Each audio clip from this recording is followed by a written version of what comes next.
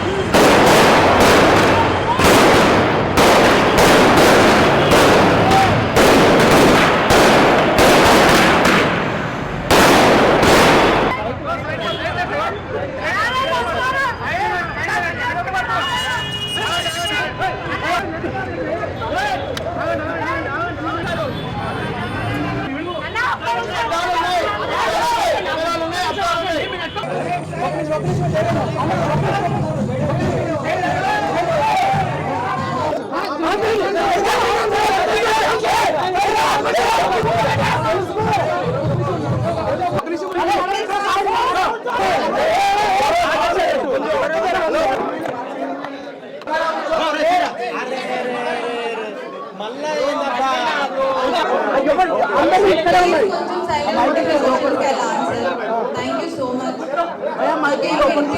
మీరు అడిగే క్వశ్చన్స్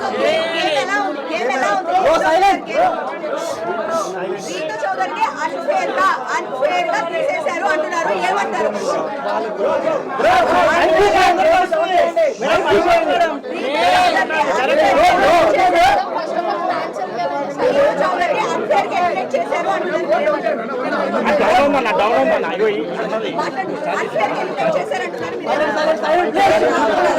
ఎందుకంటే ఫైనల్ రౌండ్ ఆ బాండ్ లాస్ట్ వరకు కూడా నేను కాదు అనే దాంట్లోనే ఆ కాన్ఫిడెన్స్ లోనే I trust my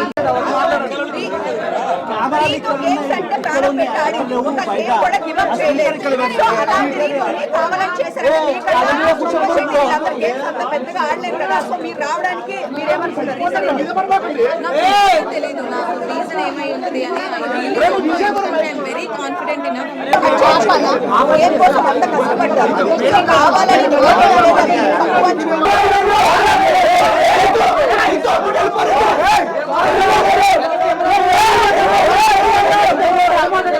unfair elimination అంటున్నారు, దీని గురించి మీరు ఏం చెప్తారు?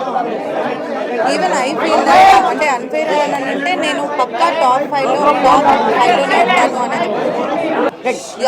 ఈవెన్ నేను కూడా అంతే టాప్ 5లో పక్కా ఉంటాను అనే ధీమాతోనే ఉన్నాను. బట్ ఒకేసారి నేను ఎలిమినేట్ అయిపోయే వరకు నేనే తీసుకోలేకపోయాను. బట్ తర్వాత ఇంకా ఓకే అని యాక్సెప్ట్ చేశాను.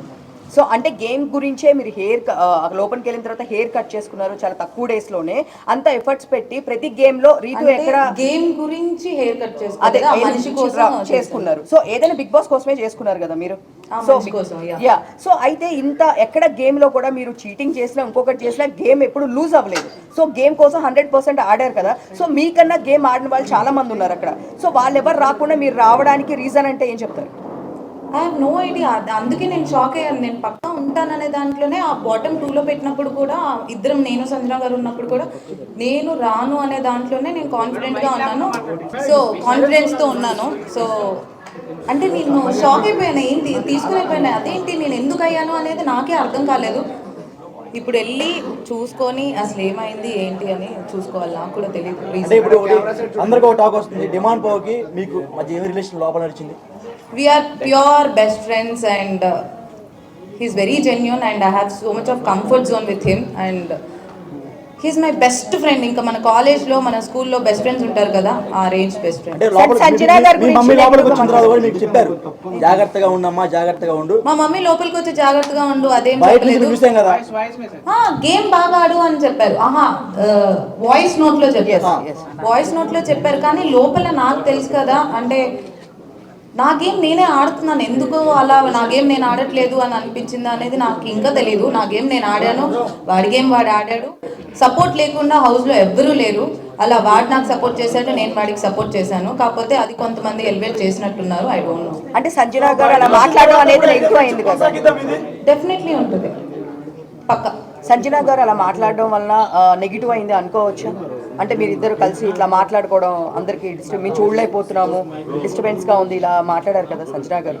ఐ డోంట్ థింక్ సో అది నెగిటివ్ అయింది అని నేను అనుకోవట్లేదు. ఎందుకనంటే అది 24/7 లైవ్ నడుస్తూనే ఉంటుంది కాబట్టి క్లారిటీగా ఉంటుంది. నేను ఐఎమ్ వెరీ పబ్లిక్. నార్మల్గా అంతకు ముందు కూడా నాకు ఇలా అమ్మాయితో ఇలా ఉండాలి, అబ్బాయితో ఇలా ఉండాలి అలాంటిది ఏమి ఉండదు. I'm very public. అక్కడక్కడ తిరుగుతూ ఉంటాను. Even I have that Tom and Jerry friendship I have with Kalyan. మళ్ళీ ఇమాన్యుల్తో కూడా నేను అంతే క్లోజ్గా ఉంటాను, అలానే తిరుగుకుంటూ ఉంటాను. మేము నైట్ కూడా మేము అలానే మాట్లాడుతూ ఉంటాం. అదిరా గేమ్, ఇది గేమ్, ఇది గేమ్, అది గేమ్ అనుకుంటూ మాట్లాడుకుంటూ ఉంటాం. మేబీ తన అలా ఫీల్ అయింది, అందుకే మిగతా హౌస్ మేట్స్ అందరూ అపోజ్ చేశారు కాబట్టి అక్కడే క్లారిటీగా అర్థమై ఉంటుంది మిగతా వాళ్ళకి, చూసిన వాళ్ళకి. రీతు చౌదరి గారు ఒక క్వశ్చన్. చెప్పండి. సో మీకు డెమోన్ పవన్ కి ఫ్రెండ్షిప్ అని మీరు అంటున్నారు, బట్ బయట వేరేలా పోర్ట్రేట్ అవుతుంది. సో ఇప్పుడు దానిపై మీ అభిప్రాయం ఏంటి, క్లారిటీ ఏమిస్తారు? మీకు డెమోన్ పవన్ కి ఏంటి? అంటే లవ్ ట్రాక్ నడుస్తుంది అంటే ముందే చెప్తారు, ఇట్లా లవ్ ట్రాక్ ఉంటే ఎక్కువ డేస్ ఉంటారు అని ఇలాంటి టాక్ అలా అయితే ఎవరు చెప్పరు. నాకు తెలిసినంత వరకు లవ్ ట్రాక్ ఉంటే ఎక్కువ రోజులు నడుస్తుంది అది ఇది అని. ఆ హౌస్ లో ఉన్నప్పుడు పక్కా ఎవరో ఒకళ్ళు మీకు కనెక్ట్ అవుతారు, వాళ్ళతో ఫ్రెండ్షిప్ అనేది పక్కా అనేది ఉంటుంది.